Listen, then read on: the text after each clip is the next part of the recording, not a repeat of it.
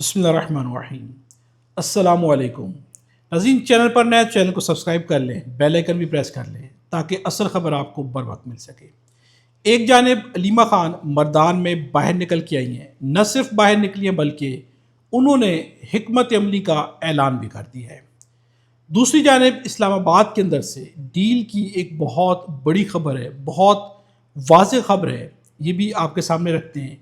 عمران خان کے سیاسی مستقبل کو سیل کر دیا گیا ہے، عمران خان کے سیاسی مستقبل کا فیصلہ کر لیا گیا ہے۔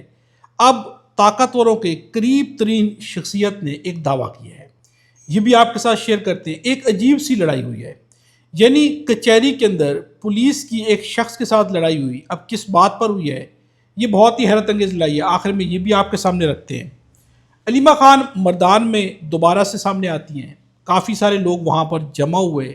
علیمہ خان نے وہاں پر خطاب کیا، دو ہی مین چیزیں بولی ہیں۔ علیمہ خان کا کہنا ہے کہ سب پوچھتے ہیں حکمت عملی کیا ہے، تو علیمہ خان نے حکمت عملی دے دی۔ علیمہ خان کا کہنا ہے کہ ایک دوسرے پر تنقید نہ کرے۔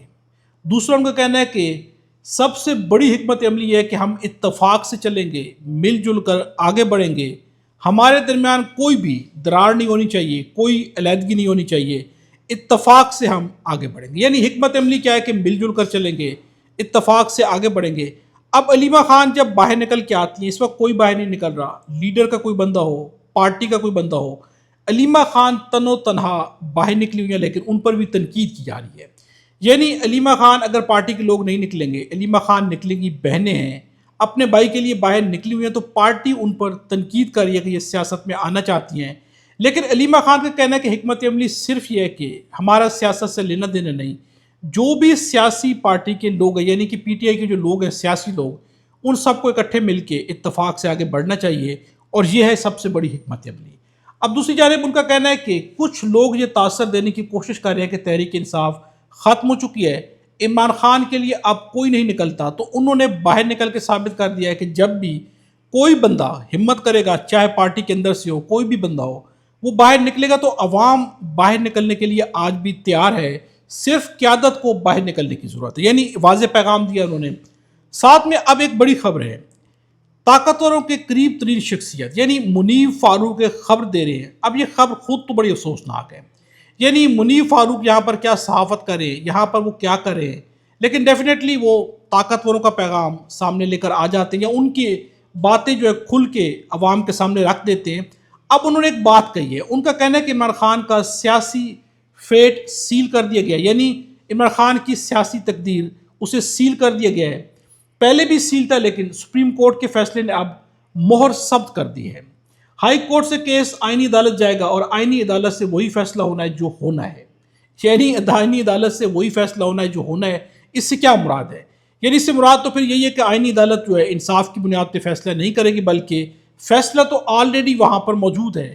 تو یہاں سے منیب فاروق کیا پیغام دے رہے ہیں؟ دوسرا، کیا منیب فاروق گراؤنڈ ریئلٹی پہ کھڑے ہو کے بات کریں، یا صرف وہ بات کریں کہ جو بات انہیں معلوم ہے کہ بس یہی ہونا ہے؟ گراؤنڈ ریئلٹی تو یہ ہے کہ سیاسی فیٹ کیا ہوتی ہے؟ سیاسی فیٹ تو یہ ہے کہ عوام کسی شخصیت کو چھوڑ دے، جیسے نواز شریف کے ساتھ ہو گیا، جیسے پیپلز پارٹی کے ساتھ بہت جلد شاید ہونے والا ہے۔ لیکن سب سے امپورٹنٹ چیز یہ کہ عمران خان کے ساتھ تو آج بھی علیمہ خان نکلے، کوئی بھی نکلے، عوام باہر نکل کے آ جاتی ہے۔ تو پھر سیاسی فیٹ کا یہاں پہ کیا مطلب ہے؟ کیا عمران خان کی سیاسی فیٹ واقعی سیل کر دی گئی ہے؟ منیب فاروق جو بھی کہیں، سمجھنے والے جو بھی سمجھے، لیکن عوام تو آج بھی عمران خان کے نام پہ باہر نکل رہی ہے، اور یہ بھی ایک زمینی حقیقت ہے جس کا انکار کسی صورت میں بھی ممکن نہیں ہے۔ دوسری جانب منیب فاروق نے ایک خبر اور بھی دی ہے، اور یہ خبر جو ہے بڑی سیریس ہے۔ ان کا کہنا ہے کہ حکومت اب جو ہے بہت ہی، یعنی کہ حکومت آپ کے گھر تک پہنچ جائے گی۔ آپ کا انٹرنیٹ ہو، آپ کی سوشل میڈیا پوسٹ ہوں، آپ کی کوئی بھی آن لائن ایکٹیویٹی ہو، تو حکومت مختلف سورسز سے، موبائل ڈیٹا سے، انٹرنیٹ کمپنیوں کی مدد سے آپ کے گھر تک آ جائے گی۔ اب وہ کہہ رہے ہیں کہ محسن نقوی اب یہ کرنے جا رہے ہیں۔ آلدوکرو نے ساتھ میں یہ بھی کہا ہے کہ یہ بات ٹھیک نہیں ہے، یعنی کہ اگر اس حد تک آپ جائیں گے کسی کی پرائیویسی کے اندر، تو یہ خود سوالات اٹھاتی ہے آئین اور قانون پہ، مستقبل پہ، انسانی حقوق پہ، بہت ساری باتوں پہ سوالات اٹھتے ہیں۔ لیکن ان کا کہنا ہے کہ محمد مالک سے میں نے سوال پوچھا کہ پاکستان ایک ہارڈ سٹیٹ ہے، کتنی ہارڈ ہے؟ تو محمد مالک نے کہا کہ 10 میں سے 11 نمبر ہے، یعنی کہ 10 میں سے بھی 11 نمبر اس کے ہارڈ ہونے پہ۔ اب اس بات سے اندازہ کر لیں کہ اس وقت کس قدر زیادہ ہارڈ پالیسی چل رہی ہے۔ اب اسلام آباد کے اندر سے ایک بڑی خبر گردش کری ہے. خبر کیا ہے کہ ڈیل ہو گئی ہے. اب کس کی ڈیل ہو گئی ہے؟ محمد مالک کا کہنا ہے کہ اسلام آباد میں ہم سن رہے ہیں کہ آزاد کشمیر میں نون لیگ کی باری آئے گی. یعنی ان کا کہنا ہے کہ اب آزاد کشمیر کے الیکشن میں باری نون لیگ کو ملے گی، حکومت نون لیگ کی بنے گی. اب سوال یہ ہے کہ کیا فیصلہ الیکشن سے ہونا ہے یا فیصلہ وہی ہونا ہے جو کہ 8 فروری کو الیکشن ہوا لیکن فیصلہ کچھ اور ہو گیا؟ تو کیا فیصلہ الیکشن کی بنیاد پہ نہیں ہونا تو پھر کیمپین کیوں کی جا رہی ہے؟ پھر سب سے امپورٹنٹ یہ ہے کہ عوام سے کیوں کہا جا رہا ہے کہ آپ باہر نکل کے ووٹ دیں؟ اگر فیصلہ آلریڈی ہو گیا جو کہ یقیناً ہو گیا ہوگا تو اس فیصلے کے بعد جو ہے پھر عوامی پیسے کو ضائع کرنے کی کیا ضرورت؟ یعنی الیکشن کرنے کی، کیمپینز پہ پیسہ لگانے کی. یہاں تک کہ مریم نواز نے الیکٹرک بسز یعنی گرین بسز بھی مظفر آباد بھیج دی ہیں. اب وہ پنجاب کی عوام کا پیسہ جس سے بسز لی گئی، اب عوام کے پیسے کو اپنی الیکشن کیمپین کے لیے کشمیر میں استعمال کیا جا رہا ہے. کیا یہ چیز صحیح ہے، غلط ہے؟ کمنٹس میں آپ نے اپنی رائے کا اظہار ضرور کرنا ہے. آپ کے پیسے کو کس طرح سے لٹایا جا رہا ہے یہ آپ کے سامنے ہے. اب ایک خبر بہت امپورٹنٹ ہے. پاکستان کیا امریکہ سے 10 ارب ڈالر لینے جا رہا ہے؟ تو اس کے اوپر نجم سیٹھی کا کہنا ہے پاکستان نے امریکہ سے جو 10 ارب ڈالر مانگے ہیں اس کے عوض پاکستان کو سعودی عرب کے ساتھ مل کر ایران کے خلاف محاذ کھولنا ہوگا. ہمیں کہا جا سکتا ہے کہ ابراہیم اکارڈ میں شمولیت اختیار کرو، ہم دونوں نہیں کر سکتے، اس لیے بہت مشکل صورتحال ہے ہمارے لیے. یعنی ان کا کہنا ہے کہ پاکستان 10 ارب ڈالر لینے جا رہا ہے. اگر لیتا ہے تو امریکہ 2 ڈیمانڈ کر سکتا ہے: سعودی عرب کے ساتھ مل کر ایران کے خلاف محاذ کھولے جو کہ پاکستان کے لیے، ریاست کے لیے بہت مشکل ہوگا. دوسرا یہ بھی کہا جا سکتا ہے کہ ابراہیم اکارڈ کا حصہ بنے. تو کیا پاکستان یہ کر پائے گا؟ نجم سیٹھی کا کہنا ہے کہ یہ بھی ہمارے لیے مشکل ہوگا.